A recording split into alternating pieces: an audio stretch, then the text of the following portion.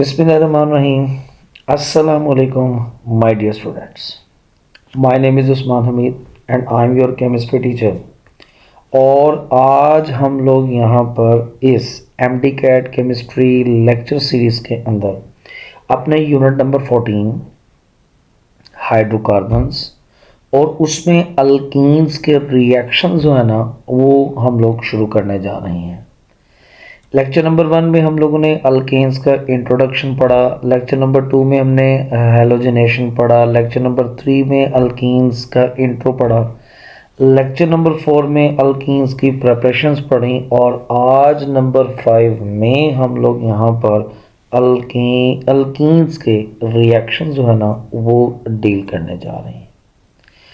Generally तो अगर आप लोगों से ये पूछा जाए कि हमारे पास ये जो अल्कीन्स हैं ये हमें कितनी तरह के केमिकल रिएक्शंस प्रोवाइड करती हैं या कर सकती हैं, तो हम लोग कहते हैं कि सर इसका जो आंसर होगा ना वो ये होगा कि alkenes can undergo 3 types of the chemical reaction. Generally देखा जाए उनमें आप लोगों के पास यहाँ पर अल्कीन्स जो हैं वो हम लोगों को कंबस्टन शो करती हैं और कंबस्टन के साथ साथ आप लोगों के पास यहाँ पर ये ऑक्सीडेशन शो करती हैं। यानी कि कंबस्टन अलग है और ऑक्सीडेशन अलग रिएक्शन है। हालांकि चूँकि कंबस्टन भी ऑक्सीडेशन ही होती है, लेकिन फ़िलहाल हम लोग यहाँ पर डील कर रहे हैं कि कंबस्टन एक अलग कैटेगरी है और ऑक्सीडेशन रिएक्शन अलग कैटेगरी है, जिसमें इसकी ओजोनोलाइसिस आ जाती है, जिसमें आप लोगों के पास एपोक्साइड फॉर्मेशन आ जाती है, जिसमें आप लोगों के पास इसका अल्कलाइन के MnO4 के साथ बियर टेस्ट जो है ना वो इन्वॉल्व हो जाता है। वो सारे इसी में हमारे पास इंक्लूड होते हैं, इसलिए हम इन दोनों को अलग डील करते हैं। फिर हमारे पास यहाँ पर ये जो अल्कीन्स है ना ये हम लोगों को पॉलीमराइजेशन रिएक्शन भी जो है ना वो शो करती है। तो अल्कीन्स आप लोगों के पास पॉलीमराइजेशन शो कर सकती है, अल्कीन्स आप लोगों के पास यहाँ पर कंबस्टन, अल्कीन्स हमारे पास ऑक्सीडेशन रिएक्शन शो कर सकती है। और जो last category the very most important जिसको हम लोगों ने अल्टीमेटली आगे लेकर चलना है वो देखो क्या है कि अल्कीन्स हम लोगों को इलेक्ट्रोफिलिक एडिशन रिएक्शन जो है ना वो शो करती है। इलेक्ट्रोफिलिक एडिशन रिएक्शन जो है ना वो हम लोगों को शो करती है। यानी कि हमारी जो बुक है उसमें 3 कैटेगरीज जो है ना वो रिएक्शंस की लिखी हुई हैं, ये जो मैंने आपके सामने मेंशन कर दी। अब इसमें कौन कौन से हैं जो हम लोगों ने करने हैं और कौन से हैं जो हम लोगों ने नहीं करने हैं according to our MD CAT preparation. तो आप लोगों के पास कंबस्टन और ऑक्सीडेशन रिएक्शन जो है ना ये हमारे पास इस सिलेबस के अंदर इंक्लूडेड नहीं है, तो इनके ऊपर अपनी एनर्जी और टाइम हम डेफिनेटली इन्वेस्ट नहीं करेंगे। पॉलीमराइजेशन आप लोगों के पास इंक्लूडेड है, इंशाल्लाह इसको हम लोग डील करेंगे। आपके पास इलेक्ट्रोफिलिक एडिशन रिएक्शन मौजूद है तो हमारे पास इसको भी उन्होंने सिलेबस में इंक्लूड किया है। तो ये 2 कैटेगरीज हैं जिसको हमने इन डिटेल आप लोगों के पास यहाँ पर लेकर चलना है। अब इन दोनों कैटेगरीज यानी कि ये पॉलीमराइजेशन और जो इलेक्ट्रोफिलिक एडिशन है इनमें से आपके पास ज़्यादा इम्पोर्टेंट बगैर किसी डाउट के डेफिनेटली वो इलेक्ट्रोफिलिक एडिशन रिएक्शंस बनते हैं। इससे पहले कि हम लोग ये देखें कि इलेक्ट्रोफिलिक एडिशंस क्या है, कौन कौन से हैं जो रिएक्शन हम लोगों ने पढ़ने हैं, कुछ बेसिक सी चीज़ें ना आप लोगों के पास आपको क्रिस्टल क्लियर होनी चाहिए। जैसे वो बेसिक सी चीज़ों में आपके पास पहली चीज़ कौन सी है, अगर माइंडसेट में आता है कि भाई आपने इनको यहाँ पर इलेक्ट्रोफिलिक एडिशन रिएक्शन क्यों करते हैं, तो आप सबसे पहली बात बताओगे कि सर जो अल्कीन्स होती हैं ना ये अनसैचुरेटेड कंपाउंड होते हैं या अनसैचुरेटेड हाइड्रोकार्बन्स में इंक्लूड किए जाते हैं। और ये जो आप लोगों के पास अनसैचुरेटेड हाइड्रोकार्बन होता है ना, अनसैचुरेटेड हाइड्रोकार्बन होता है, या कोई भी कंपाउंड जो अनसैचुरेटेड होता है उनके कैरेक्टरिस्टिक रिएक्शंस होते हैं ना, वो एडिशन होते हैं। और इसी में हम लोग दूसरी बात पढ़ेंगे या कहेंगे कि जो कार्बन डबल बॉन्ड कार्बन होते हैं ना, या even that carbon triple bond carbon जो कंपाउंड्स होते हैं, इन कंपाउंड्स की जो नेचर होती है ना, ये आप लोगों के पास न्यूक्लियोफिलिक होती है। तो ये हमारे पास कार्बन डबल बॉन्ड कार्बन वाले जो कंपाउंड हैं, ये बिहेव करते हैं एज ए न्यूक्लियोफाइल। तो डेफिनेटली इनके ऊपर अटैक कौन करेगा? इलेक्ट्रोफाइल। क्योंकि न्यूक्लियोफाइल के ऊपर न्यूक्लियोफाइल तो अटैक नहीं कर पाएगा, तो अल्टीमेटली इनके ऊपर अटैक कौन करेंगे? इलेक्ट्रोफाइल। तो by the attack of electrophile they undergo addition reaction, that is why electrophilic addition. एक बात। दूसरी बात आपके पास क्या है?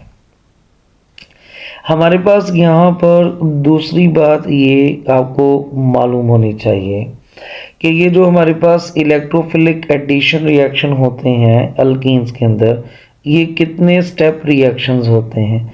हम लोग कहते हैं सर कि ये 2 स्टेप रिएक्शंस होते हैं। जो इलेक्ट्रोफिलिक एडिशन है इसमें कितने स्टेप्स इन्वॉल्व होंगे? 2 स्टेप्स इन्वॉल्व होंगे। और वो 2 स्टेप आप लोगों के पास कौन कौन से इन्वॉल्व होंगे? हम लोग कहते हैं सर जो रीएजेंट आप लोग यहाँ पर इसमें ऐड करने जा रहे हो, या जो मॉलिक्यूल आप लोग इसमें ऐड करने जा रहे हैं, उस मॉलिक्यूल का सबसे पहले जो पॉजिटिव पार्ट होगा ना, वो इसमें ऐड होगा। और इस पॉजिटिव पार्ट को जब आप इसमें ऐड करते हो तो ये हमारे पास इसका इलेक्ट्रोफिलिक एडिशन रिएक्शन कहलाता है, या इलेक्ट्रोफिलिक एडिशन स्टेप कहलाता है। और दूसरे स्टेप में आप लोगों के पास इसके अंदर उसका जो नेगेटिव पार्ट होता है ना, वो ऐड हो जाता है। और इस बिहाफ पर इस स्टेप का नाम आप लोगों के पास क्या रख दिया जाएगा? That is the nucleophilic addition reaction. तो जब भी अल्कीन्स की रिएक्शन करेंगी तो पहले स्टेप में पॉजिटिव पार्ट और दूसरे स्टेप में नेगेटिव पार्ट आप लोगों के पास ऐड होगा। ठीक है, तो ये बात आप लोगों ने यहाँ पर याद रखनी है। तो प्यारे बच्चों, ये आप लोगों के पास 2 स्टेप पर कंसिस्टेंट रिएक्शंस होते हैं। अब हम लोगों ने कौन कौन से रिएक्शन हैं जो इस इलेक्ट्रोफिलिक एडिशन में पढ़ने हैं। तो हमारे पास एडिशन तकरीबन मुकम्मल इंक्लूडेड है इस यूएचएस के सिलेबस में, मीन टू से कि आप लोगों ने यहाँ पर एडिशन ऑफ हाइड्रोजन पढ़ना है, जिसको आपने हाइड्रोजिनेशन पढ़ा हुआ है। फिर आप लोगों के पास नंबर 2, इसको हम लोगों ने यहाँ पर एडिशन ऑफ हैलोजेंस पढ़ना है, जिसको आप हैलोजिनेशन कहते हो। फिर इसमें आप लोगों के पास एडिशन ऑफ हैलोजेनिक एसिड पढ़ना है। और इसी तरीके से आप लोगों के पास इसमें आप लोगों ने एडिशन ऑफ वाटर पढ़ना है। और आप लोगों के पास इसके अंदर सिमिलर इन दी वे आपने एडिशन ऑफ हाइपोक्लोरिक एसिड पढ़ना है, एडिशन ऑफ हाइपोक्लोरिक एसिड पढ़ना है। तो ये 5 एडिशंस हैं जो हम लोगों ने टर्न बाय टर्न यहाँ पर अल्कीन्स में पढ़ना शुरू करनी है। और फिर इन अल्कीन्स की ये जो एडिशन होगी, इसको सिमिलर इन दी वे जैसे मैं आपको पहले भी रिएक्शंस एक्सप्लेन करता हुआ आया हूँ, सेम उसी पैटर्न में हम लोग एक्सप्लेन करेंगे। और बजाय इनकी इक्वेशंस के पीछे भागने के, इनके रिएक्शंस की जो डिटेलिंग है ना, वो हम लोग एज मच एज पॉसिबल हासिल करने की कोशिश करेंगे।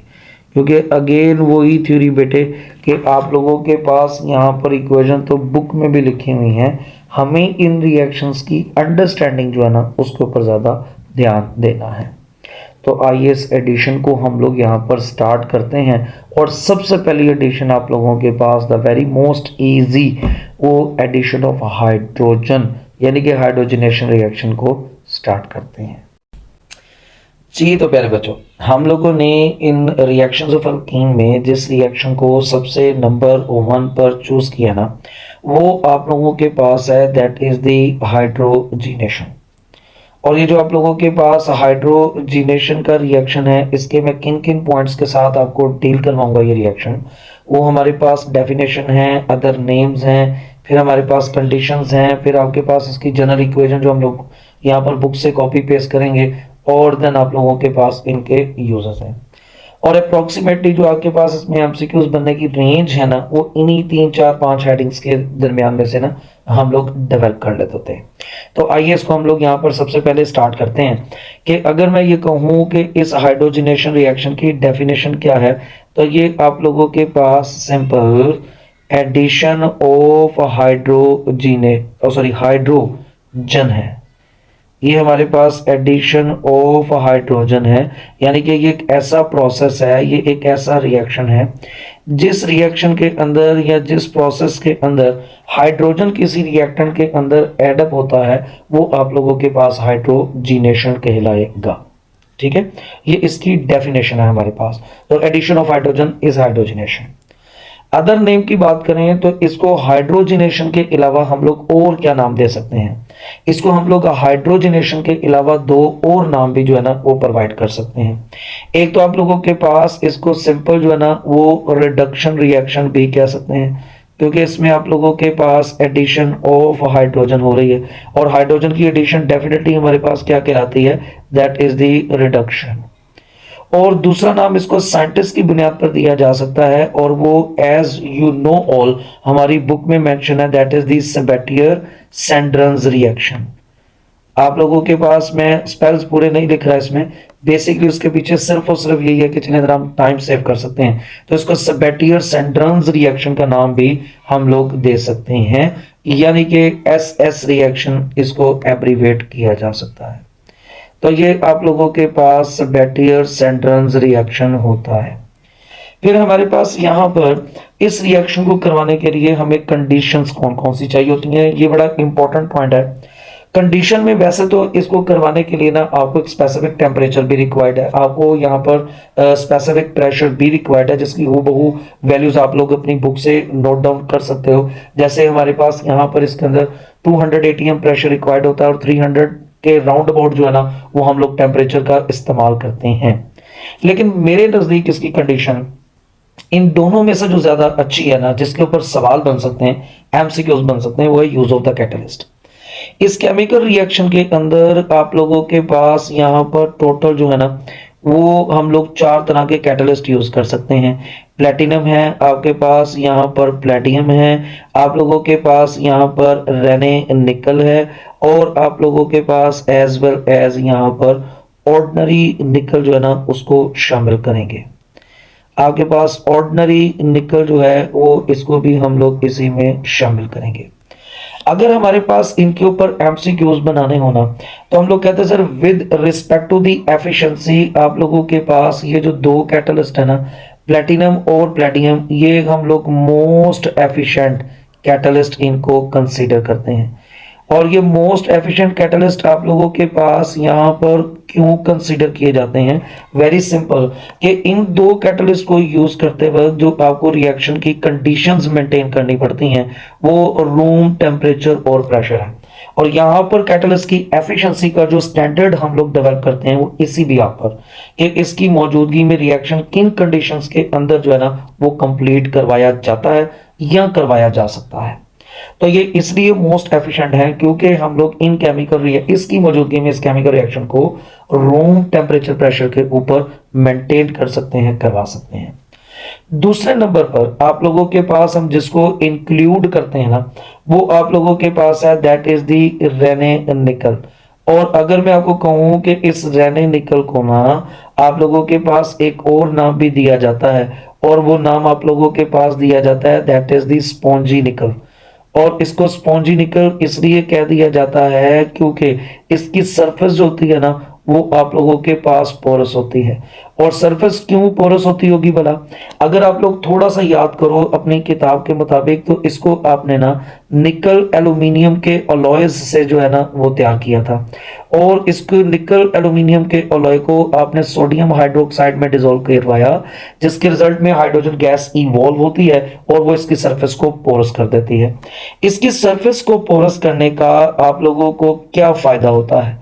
हम लोग कहते हैं सर इसकी सरफेस को पोरस करने की वजह से आप लोगों के पास इसका जो सरफेस एरिया है वो इंक्रीज कर जाएगा। और सरफेस एरिया इंक्रीज करने की वजह से ये जो कैटलिस्ट होगा ये ऑर्डिनरी निकल के मुकाबले में ज्यादा एफिशिएंट हो जाएगा, ज्यादा एफिशिएंट हो जाएगा। एंड अगेन हमें कैसे पता चलेगा कि एफिशिएंट हुआ या एफिशिएंट नहीं हुआ? तो इसका कंपैरिजन हम लोग कैसे करते हैं कि ऑर्डिनरी निकल के अंदर जब आप लोग केमिकल रिएक्शन करवाते हो इसकी प्रेजेंस में, तो हमें कंपैरेटिवली हाई टेम्परेचर रिक्वायर्ड होता है और हमें कंपैरेटिवली हाई प्रेशर जो है ना वो रिक्वायर्ड होता है। तो high temperature and high pressure आप लोगों के पास रिक्वायर्ड होगा, जिसके बिहाफ के ऊपर हमारा ये केमिकल रिएक्शन जो है वो कंपैरेटिवली मोर सवेयर कंडीशंस के ऊपर प्रोसीड करता है। सो दैट इज व्हाई हम लोग कहते हैं कि after the platinum and palladium the second most efficient catalyst of this chemical reaction is Raney nickel. तो ये जो मैंने आपको सारे का सारा एस्पेक्ट एक्सप्लेन किया ना इस कंडीशन के लिहाज से, ये हमारे एमसीक्यू के लिए ना एक इंपॉर्टेंट इंफॉर्मेशन कैरी करता है। अगर हम लोग यहाँ पर केमिकल रिएक्शन की बात करें तो इसमें आप लोगों के पास केमिकल रिएक्शन में क्या होगा कि रिएक्टेंट में ना आप लोगों के पास अल्कीन्स यूज की जाएंगी, what ever the type of alkyne, हमें इससे कोई लेना देना नहीं है। अगर अल्कीन्स नहीं तो आप लोगों के पास अल्काइंस भी इस रिएक्शन में इस्तेमाल किए जा सकते हैं। और आप लोगों के पास यहाँ पर हाइड्रोजन ऐड की जाएगी और हाइड्रोजन ऐड करते वक्त डेफिनेटली आप यहाँ कोई ना कोई वैल्यू ऑफ टेम्परेचर लाजमी तौर पर प्रोवाइड करते हैं, हीट करते हैं। और एज वेल एज प्रेशर भी हमारे पास यहाँ पर यूज किया जाता है, वो हम according to our book mention कर सकते हैं। और हमारे पास ये जो अनसैचुरेटेड कंपाउंड है that will be converted into the saturated compound. और जो आप लोगों के पास यहाँ पर पाई बॉन्ड था वो एलिमिनेट हो जाएगा और हमारे पास सिग्मा बॉन्ड डेवलप हो जाएंगे। और यहीं से याद रखिएगा कि इस केमिकल रिएक्शन में आप लोगों के पास या इस रिएक्शन के रिजल्ट में एक पाई बॉन्ड ब्रेक हो रहा है और उसके रिजल्ट में आप लोगों के पास दो सिग्मा बॉन्ड्स की फॉर्मेशन हो रही है। इसका मतलब है फॉर्मिंग बॉन्ड्स की तादाद ब्रेकिंग बॉन्ड्स से ज्यादा है और एज वेल एज जो फॉर्मिंग बॉन्ड्स हैं वो ज्यादा स्ट्रॉन्ग हैं as compare to the breaking bond. तो ओवरऑल आप लोगों के पास ये रिएक्शन क्या हो जाएगा, exothermic in the nature. Although कि हमें ये करवाने के लिए हीटअप या हीटिंग करनी पड़ती है, बट नेट रिजल्ट में आपके पास हीट कंपैरेटिवली ज्यादा रिलीज होती है। और इस हीट का नाम क्या रखा हुआ था आप लोगों ने बोला, ये जो हीट हमारे पास रिलीज होती है इसको नाम दिया जाता है that is the heat of hydrogenation. और ये जो आपके पास हीट ऑफ हाइड्रोजनेशन है ना सर, ये बहुत इंपॉर्टेंट है। हीट ऑफ हाइड्रोजनेशन आप लोगों के पास बहुत इंपॉर्टेंट है, मैं इसका भी यूज यहाँ पर आपके साथ डेफिनेटली शेयर करूंगा। तो हमारे पास यहाँ पर इस रिएक्शन की एप्लीकेशंस क्या हैं? अगर तो मैं किताब की हद तक रहूं ना तो ये हमारे पास यहाँ पर केमिकल रिएक्शन जो है ना ये क्वांटिटेटिव एनालिसिस के अंदर इस्तेमाल की जा सकती है। वो जो वेजिटेबल ऑयल से आप लोगों ने वेजिटेबल घी बनाना है डेफिनेटली वो हमारे पास एप्लीकेशन अपनी जगह पर है, लेकिन हम लोग कहते हैं इस रिएक्शन की मुनासबत से देखा जाए तो ये आप लोगों के पास क्वांटिटेटिव एनालिसिस है। हाउ? क्योंकि ये केमिकल रिएक्शन आप लोगों को इंफॉर्मेशन दे सकती है about the number of pi bonds in the reactant. तो ये नंबर ऑफ पाई बॉन्ड्स की इंफॉर्मेशन आपको प्रोवाइड करती है। सो इस सिनेरियो में देखा जाए तो ये आप लोगों के पास क्वांटिटेटिव एनालिसिस के अंदर इस्तेमाल होती है। The number of moles of hydrogen which are used in this chemical reaction are directly proportional to the number of pi bond in the reactant. तो इससे आप लोगों के पास क्वांटिटेटिव एनालिसिस जो है ना वो हम लोग रिलेट कर सकते हैं।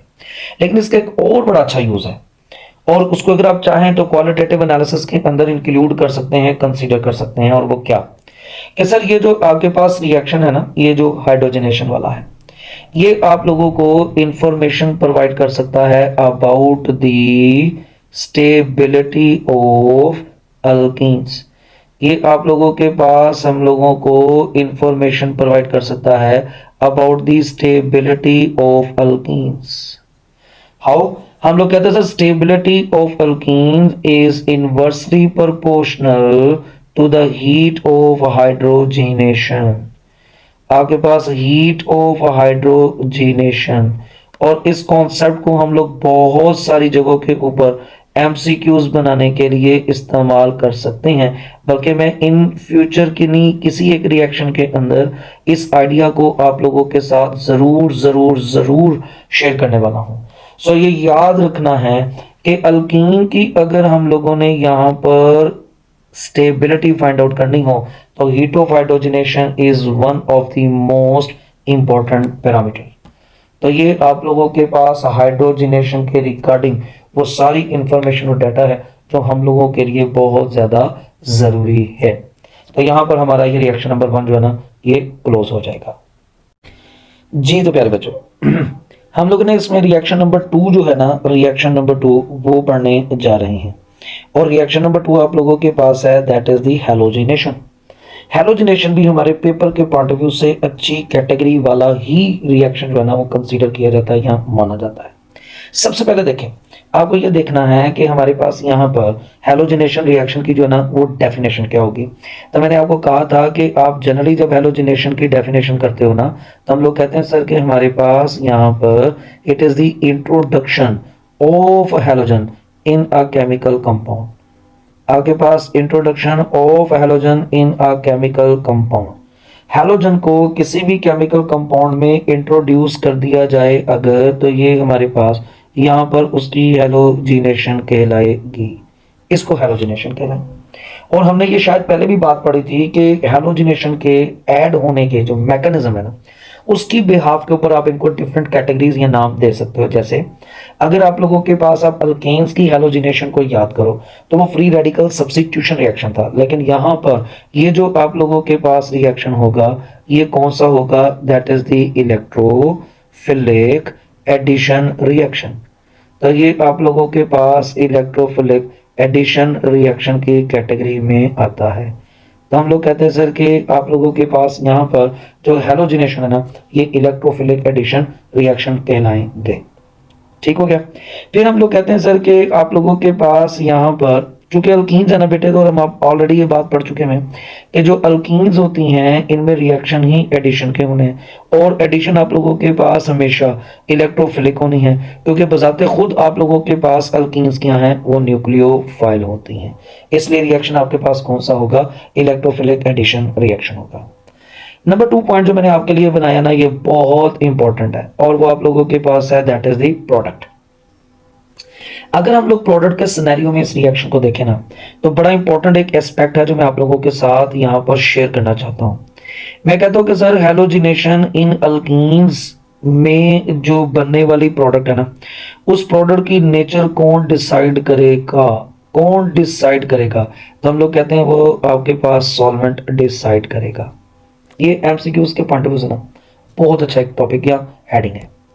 सॉल्वेंट आप लोग इस केमिकल रिएक्शन के अंदर कितनी तरह के यूज कर सकते हो, तो हम लोग कहते हैं सर हमारे पास जो सॉल्वेंट यूज करने की ऑप्शन है ना वो 2 तरह की है।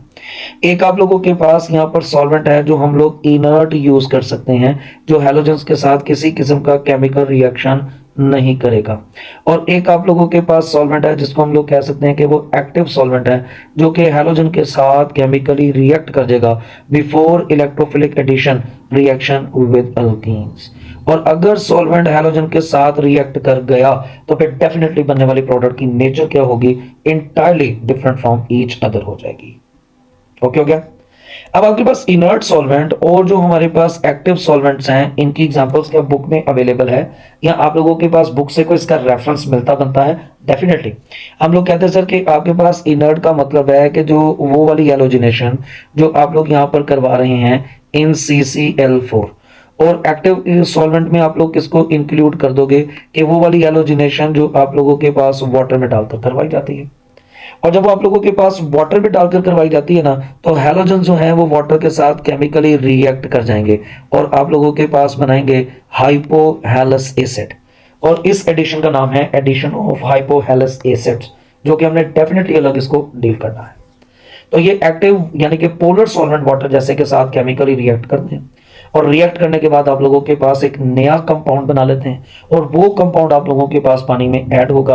एंड डेफिनेटली सी बात है, इसको मैं हैलोजिनेशन तो नहीं कह पाऊंगा, लेकिन इसका ओरिजिन चूंकि हैलोजन से ही है तो इसलिए उसी के सेंस में हम लोग इसको डील कर रहे हैं। और जो CCl4 है ये असल में आप लोगों के पास खुद भी नॉन पोलर है, हैलोजेंस भी नॉन पोलर हैं, तो ये हैलोजेंस को अपने अंदर डिसॉल्व कर लेता है, यानी कि halogens are soluble into the CCl4 और वो आप लोगों के पास फिर प्योर हैलोजिनेशन जो है ना वो हमारे पास कहलाता है। तो इसका मतलब है कि यहाँ पर जब मैं हैलोजिनेशन यूज कर रहा हूँ या करने वाला हूँ, ये आप लोगों के पास ना यहाँ CCl4 की प्रेजेंस में जो कि एज ए सॉल्वेंट को तौर पर एक्ट करता है वो हम लोग करवाने जा रहे हैं। ठीक है, अब इस हैलोजिनेशन के लिए बेस्ट हैलोजेंस कौन से हैं? हम लोग कहते हैं सर इसमें ना आप लोगों के पास यहाँ पर बेस्ट हैलोजेंस हैं, दैट इज द ब्रोमीन। और ब्रोमीन को CCl4 में डालकर आप इस्तेमाल करते हैं। आपने अल्केन्स की हैलोजिनेशन में पढ़ा था मेरे साथ कि भाई क्लोरीन बेस्ट हैलोजिनेटिंग एजेंट होता है, तो यहाँ पर आप लोगों के पास आपने अपने ही बताई हुई बात को चेंज कर दिया है। नहीं, असल में इसके पीछे कहानी कुछ थोड़ी सी डिफरेंट है और वो कहानी डिफरेंट आपके पास क्या है कि जो ब्रोमीन है ना इन हैलोजेंस में वो बजाते खुद लिक्विड इन स्टेट होता है। फ्लोरीन और क्लोरीन दोनों गैसेस हैं, जबकि CCl4 जो है ना ये आपके पास लिक्विड है और गैसेस की सॉल्युबिलिटी लिक्विड में कंपैरेटिवली थोड़ी सी कम होती है। और आप लोगों के पास इसी भी यहाँ पर जो ब्रोमीन है ना वो CCl में कहीं ज्यादा अच्छा डिसॉल्व हो जाता है, क्योंकि ब्रोमीन बजाते खुद भी लिक्विड है और CCl4 तो है ही लिक्विड, तो लिक्विड लिक्विड में कंपैरेटिवली ज्यादा अच्छा डिसॉल्व हो जाता है as compare to the gas into the liquid. इसलिए हम लोग यहाँ पर किसको यूज कर रहे हैं, वो ब्रोमीन को कर रहे हैं। प्लस आप लोगों के पास जब इनको डिसॉल्व किया जाता है ना तो हमारे पास इनका जो कलर है ना वो रेडिश ब्राउन होता है। और हम केमिस्ट्री खास तौर पर ऑर्गेनिक केमिस्ट्री में ऐसे रिएजेंट जिनमें कलर्स अपीयर हो जाते हैं ना उनको रिएक्शन के अंदर इस्तेमाल करना ज्यादा प्रेफर करते हैं, क्योंकि वो हमको इन फ्यूचर ये प्रेडिक्ट कर सकते हैं कि either this chemical reaction is proceeded और नॉट। तो ये आप लोगों के पास यहाँ पर इस कैटेगरी में है और इसी वजह से आपने ना इस रिएजेंट को FSC में पढ़ा होगा, that is the bromine water test. तो आप लोगों के पास ब्रोमीन वाटर टेस्ट है और ये टेस्ट किसके लिए यूज होगा, to distinguish between alkanes and alkenes. तो ये इस रिएक्शन के पॉइंट ऑफ व्यू से आप लोगों के पास यहाँ पर कैटेगरी बनती है। आइए आप लोगों के पास इस रिएक्शन का जो लास्ट पहलू है ना वो इसकी इक्वेशन से जो है ना हम सेटल करते हैं और वो बहुत बहुत इंपॉर्टेंट है। कुछ अच्छी चीजें हम लोग वहां पर आपके लिए सॉर्ट आउट कर सकते हैं, लेकिन जो मैं रीजनिंग करवा रहा हूँ ये आपके पास इन रिएक्शन के लिए बहुत ज्यादा इंपॉर्टेंट है। जी तो प्यारे बच्चों, आप लोगों के सामने ना मैंने इस हैलोजिनेशन रिएक्शन की ना यहाँ पर ये केमिकल इक्वेशन लिख दी है और इस इक्वेशन के थ्रू जो आपके पास आपकी अंडरस्टैंडिंग है ना वो हम लोग यहाँ पर डेवलप करने की भरपूर कोशिश करेंगे। ठीक है, आप इसके पॉइंट अपने पास यहाँ पर लिखते जाइएगा, बनाते जाइएगा। सबसे पहले देखो तो हम लोग कहते हैं सर कि ये हमारे पास इथीन है रेलिवेंट, जो कि हमारा मेन रिएक्टेंट है और इसके अंदर हमने इस ब्रोमीन को ऐड करवाना है और ये इथीन हमारे पास क्या है, न्यूक्लियोफाइल इन द नेचर। ये न्यूक्लियोफाइल इन दी नेचर है हमारे पास due to the presence of the pi bond जो कि डीलोकलाइज्ड हैं और इसको न्यूक्लियोफाइल बनाने में एक इफेक्टिव रोल परफॉर्म करते हैं। हमने कहा था इक्वेशन जो बेस्ड सवालात होते हैं ना इनमें आपके पास इक्वेशन के हर कंपोनेंट को ना हमारे पास डील करना बहुत बहुत ज्यादा जरूरी होता है। हम लोग कहते हैं सर सबसे पहली तो बात ये है कि ये जो ब्रोमीन है ना इसके लिए हम डेड श्योर है कि ये तो non polar in the nature होता है। इसके ऊपर किसी भी किस्म की कोई पोलैरिटी एग्जिस्ट ही नहीं करती है, क्योंकि इलेक्ट्रोनेगेटिविटी का डिफरेंस तो इसमें जीरो है, तो ये non polar in the nature होता है। ये जो नॉन पोलर है तो फिर मैं इसको कैसे कह सकता हूं कि इलेक्ट्रोफिलिक एडिशन है? क्योंकि चार्ज नामी तो इसके ऊपर चीज ही कोई नहीं है। तो हम लोग कहते हैं कि ड्यूरिंग दिस केमिकल रिएक्शन इस ब्रोमीन के ऊपर जो पोलैरिटी है ना वो आप लोगों के पास इंड्यूस होती है। और इंड्यूस होने का मतलब ये है कि ब्रोमीन के एक एटम के ऊपर पॉजिटिव चार्ज आएगा और आपके पास ब्रोमीन के दूसरे एटम के ऊपर नेगेटिव चार्ज आ जाएगा, यानी कि partial positive and partial negative charge. और इस चार्ज को इंड्यूस करने में कौन सबसे ज्यादा इफेक्टिव रोल परफॉर्म करता है? हम कहते हैं सर डेफिनेटली इसमें आप लोगों के पास यहाँ पर अल्कीन्स एक इफेक्टिव रोल परफॉर्म करती हैं, क्योंकि न्यूक्लियोफाइल जैसे ही इस नॉन पोलर के करीब जाएगा तो एक एटम के ऊपर पॉजिटिव और दूसरे एटम के ऊपर नेगेटिव चार्ज ले आएगा, जिसकी वजह से पहले पॉजिटिव पार्ट इसमें ऐड होगा और ऐड होने के बाद ये एक साइक्लिक स्ट्रक्चर जो है ना वो हमारे पास बन जाता है। और ये जो साइक्लिक स्ट्रक्चर है ये इस केमिकल रिएक्शन का क्या कहलाएगा? इंटरमीडिएट कहलाएगा।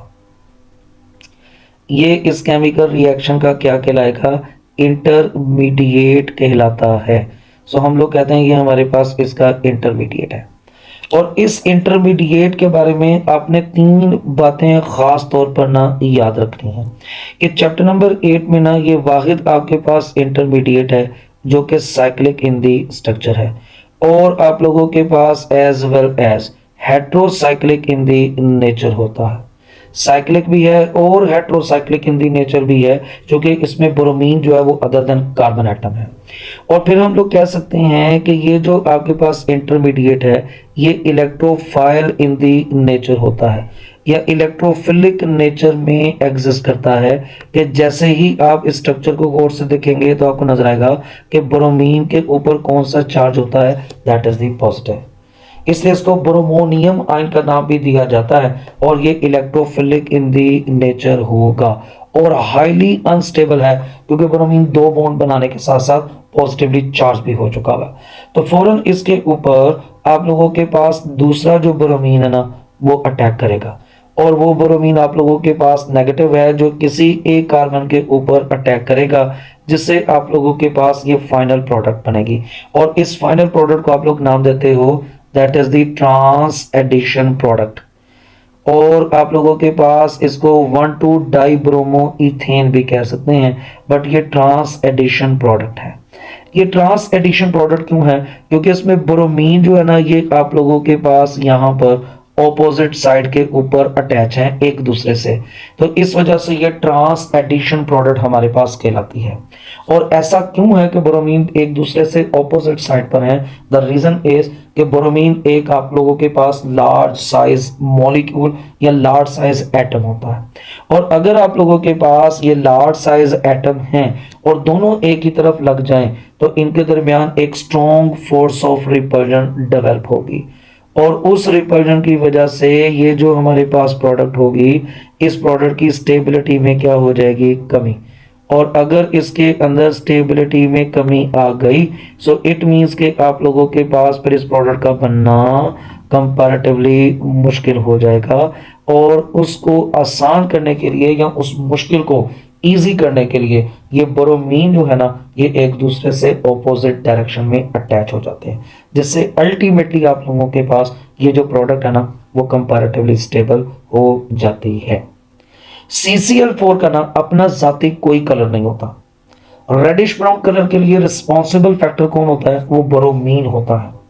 अब अगर आपने रिएक्शन के दौरान CCl4 में से ब्रोमीन को एक्सट्रैक्ट करना शुरू कर दिया, यूज करना शुरू कर दिया, तो ये रेडिश ब्राउन कलर आप लोगों के पास अल्टीमेटली क्या हो जाएगा? वैनिश। इसलिए हम लोग कहते हैं कि आप लोगों के पास this chemical reaction can be use to distinguish between these saturated compound like alkanes and unsaturated compound like alkenes or alkynes।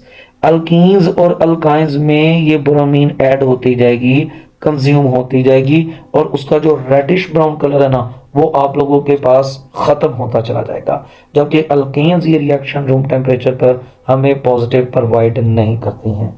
So it means कि ये आप लोगों के पास यहाँ पर हैलोजिनेशन जो है ना वो आप लोगों की यहाँ कंप्लीट हो जाती है। खाली इक्वेशंस को याद कर लेना ना हमारे लिए कोई बहादुरी नहीं है। इस रिएक्शन की जितनी क्यों क्या कैसे हमारे पास अवेलेबल होगी ना, वो अल्टीमेटली हमारा रिएक्शन पे ग्रिप कॉन्सेप्ट स्ट्रॉन्ग करेगा और एमसीक्यूज डीलिंग में क्या हो जाएगी, आसानी। ठीक है, तो यहां पर आप लोगों के पास यहाँ हेलोजिनेशन वाइंड अप हो जाती है। आइए आप लोगों के पास इस रिएक्शन को, सॉरी अल्कीन्स के रिएक्शन का रिएक्शन नंबर 3 स्टार्ट करते हैं।